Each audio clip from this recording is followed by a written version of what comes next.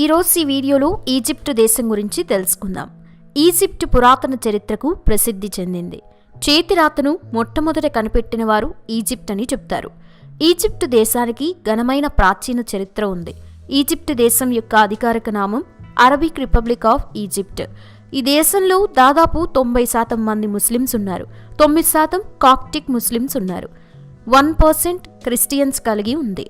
ప్రాచీన కాలంలో ఈజిప్టు దేశాన్ని అనేక మంది రాజులు పరిపాలించారు. కానీ ఎక్కువ కాలం పరిపాలించిన రాజు ఫెరోఫఫీ II. అతను క్రీస్తుపూర్వం 2246 సంవత్సరం నుండి క్రీస్తుపూర్వం 2152 సంవత్సరం వరకు పరిపాలించాడు. అంటే దాదాపుగా 94 సంవత్సరాలు ఈజిప్టు దేశాన్ని పరిపాలించాడు. అంతేకాకుండా ఆ రాజు కేవలం 6 ఏళ్ల వయసులోనే ఈజిప్టు దేశానికి రాజయ్యాడు. ఈజిప్టు జనాభా 10 కోట్ల మంది. అత్యధిక జనాభా కలిగిన దేశాల జాబితాలో 14వ స్థానంలో ఉంది. దీని వైశాల్యం సుమారు 1,10,000 చదరపు కిలోమీటర్లు. ఇక్కడ 57% మంది అర్బన్ ఏరియాలో ఉంటే 43% మంది రూరల్ ఏరియాలో నివసిస్తూ ఉంటారు. ప్రాచీన ఈజిప్షియన్లు ఎన్నో రకాల దేవుళ్లను పూజించేవారు. దాదాపు 1400 దేవుళ్లను ప్రాచీన ఈజిప్షియన్లను మొక్కేవారు. అంతేకాకుండా ప్రపంచంలో అత్యంత పురాతనమైన వస్త్రాలు ఈ దేశంలోనే కనుగొన్నారు. ఆ పురాతన వస్త్రాలు 5,000 సంవత్సరాల నాటివని పురావస్తు నిపుణులు చెబుతున్నారు. ఈజిప్టు దేశం యొక్క నేషనల్ యానిమల్ స్టెప్పీ ఈగిల్. ప్రాచీన ఈజిప్షియన్స్కు చెందిన హెరాక్లాన్ ఈజిప్షియన్ సిటీ నీటిలో కనుమరుగయ్యి 1200 సంవత్సరాల తరువాత సముద్రంలో కనిపించింది.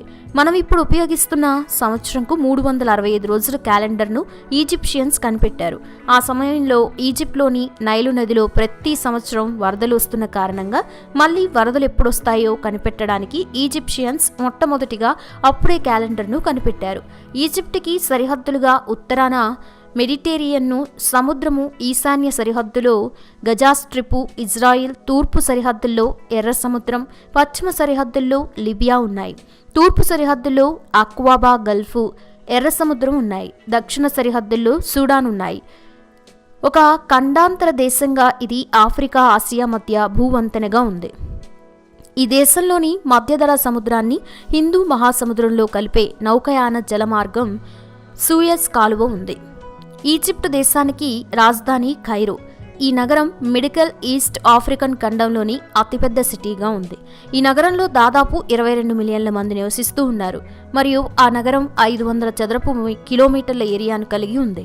కేవలం ఈజిప్టు దేశంలోనే 5 మిలియన్ల ఫేస్బుక్ యూజర్లు ఉన్నారు. మిడిల్ ఈస్ట్ కంట్రీస్లో అతి తక్కువ ఫేస్బుక్ యూజర్లను కలిగిన దేశంగా ఈజిప్టు గుర్తింపు తెచ్చుకుంది.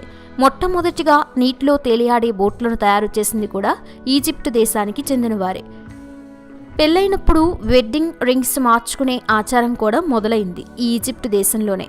ఈజిప్ట్లోని గ్రేట్ పిరమిడ్ ఆఫ్ గిజా ప్రపంచంలోని వరల్డ్ హెరిటేజ్ సైట్గా పిలువబడుతుంది. అక్కడ ఎన్నో రహస్య మార్గాలను, మమ్మీలను కనుగొన్నారు.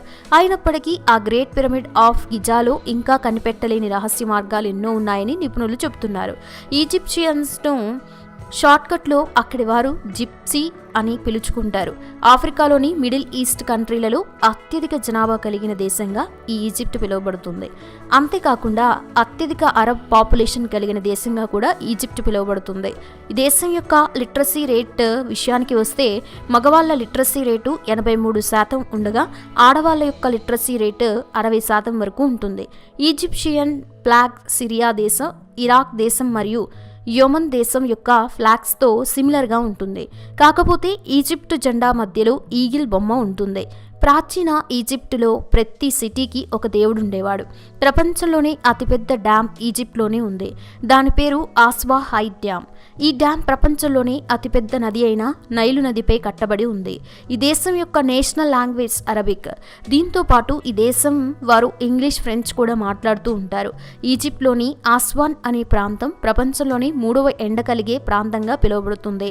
ఆ ప్రాంతంలో సంవత్సరానికి దాదాపు 3,863 గంటలు ఎండే ఉంటుంది. ఈజిప్ట్లో ఫేమస్గా పిలువబడే గ్రేట్ పిరమిడ్ ఆఫ్ గిజా క్రీస్తుపూర్వం 2589 నుండి క్రీస్తుపూర్వం 2566 వరకు ఈజిప్టును పరిపాలించిన కింగ్ కుఫు జ్ఞాపకార్థంగా అతని సమాధి అందులో కట్టబడింది. ఆ పిరమిడ్ కట్టడానికి వారికి దాదాపు 20 సంవత్సరాలు పట్టింది. ఆ పిరమిడ్ కట్టడానికి 2 మిలియన్ల అతి పెద్ద లైమ్ స్టోన్ బ్లాక్లను ఉపయోగించారు. ప్రతి లైమ్ స్టోన్ బ్లాక్ 2.5 ఏనుగుల బరువు ఉండేది. ఆ పిరమిడ్ ఎత్తు 463 అడుగులు. అంటే అది అమెరికాలో ఉండే స్టాచ్యూ ఆఫ్ లిబర్టీ కంటే పెద్దది. ఆ పిరమిడ్ బేస్ కొలిస్తే 5 ఫుట్బాల్ గ్రౌండ్స్ కంటే పెద్దగా ఉంటుంది.